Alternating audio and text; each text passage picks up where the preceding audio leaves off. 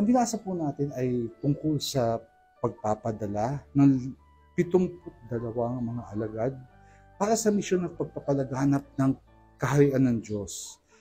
Dito nga, hindi din pa nga ng ating Panginoong Jesus na ipagdasal sa Master of the Harvest yung mga laborers na ipapadala. Tingnan niyo po, no? Parang sinasabi dito, 2x2 ang pagpapadala. May sinabi po si Haring Solomon sa Ecclesiastes na nagsasabi na 2 are better than 1. Ibig sabihin po, kailangan dito teamwork.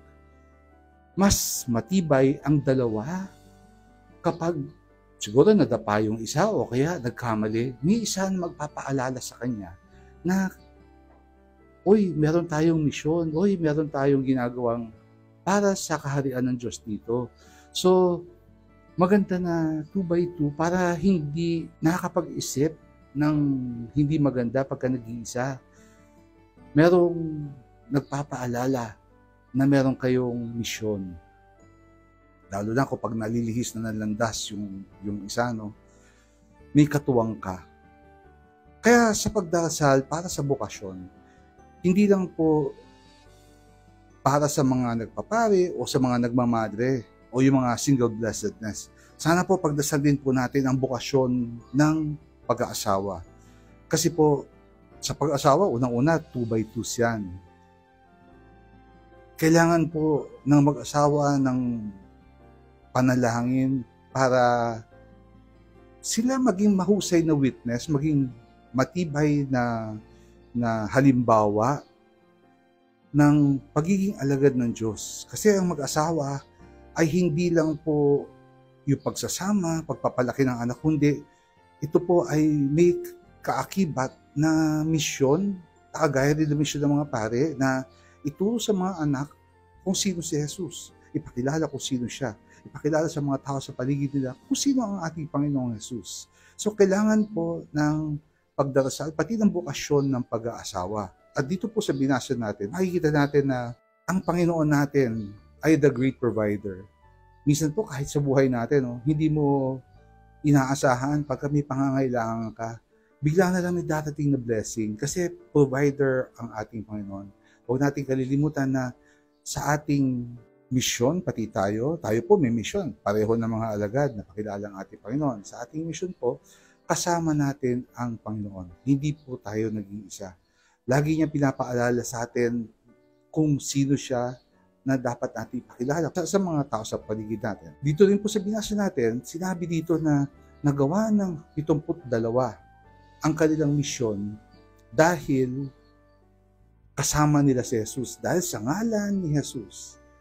Kasi di ba sinasabi rin sa Bible na we can do nothing without Christ.